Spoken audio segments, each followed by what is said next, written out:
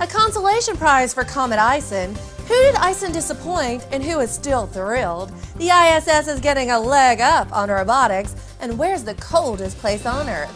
Coming up today on Science. Hello and welcome to On Science. I'm Emerald Robinson. While Comet Ison may have left us high and dry, but there's a backup plan. The Geminids have come courting. Just in time for the holidays, the Gemini meteors promise a shower that may last several days. So what if it's not supposed to be as impressive as Ison? At least they're dependable. The best show will be this Friday and Saturday with some 100 to 120 meteors per hour. And as always, for optimal viewing, get away from all the city lights. On an interesting side note, most meteor showers derive from comets, but not the Geminids. They originate from the asteroid 3200 Phaethon, which has a comet-like orbit around the Sun.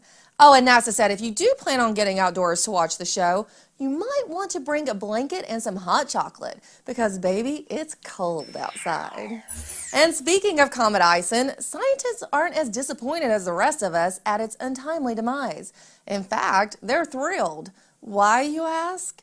Comet Ison provided scientists with a plethora of data. Scientists presented information about the comet at the 2013 Fall American Geophysical Union in San Fran this week.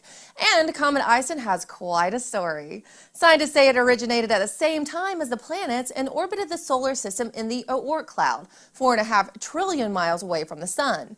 But a few million years ago, something knocked Ison off course and sent it in its fatal trek hurtling towards the Sun. They also revealed data on the state of Comet Ison in its final days as it approached perihelion, before ultimately breaking up and burning. So Comet Ison may be no longer with us, but it still lives on in the hearts of scientists. And microbes may have once lived in a Martian lake. NASA's Mars Curiosity rover may have discovered fossil remains of a lake inside Gale Crater, and that lake may have existed long enough for life to have evolved. The lake was comparable in size to New York's Finger Lakes and contained chemical and mineral conditions needed to support microbial life. And it had just the right salinity to support living organisms.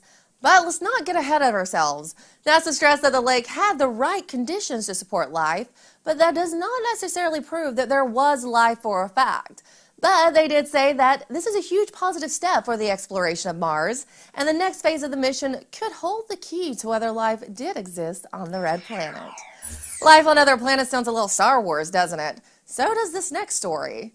NASA has finished building mechanized legs for the International Space Station's new crew member, the robotic R2. R2 actually arrived on the ISS back in February 2011 and has been undergoing tests on its functionality in a microgravity environment. R2's new legs will provide him the mobility necessary for helping with simple and repetitive tasks inside and outside of the space station. NASA hopes this will eventually help free up human crew members to do more scientific research projects. The legs give R2 a 9-foot leg span and has 7 joints and a foot, which they're calling an end effector. But the robot will need a little upgrading to his upper body before he can go spacewalking. Pretty cool, R2. It's been pretty cold here on the East Coast in the U.S. this week, but it's nothing compared to one place. NASA satellites have identified the coldest place on Earth.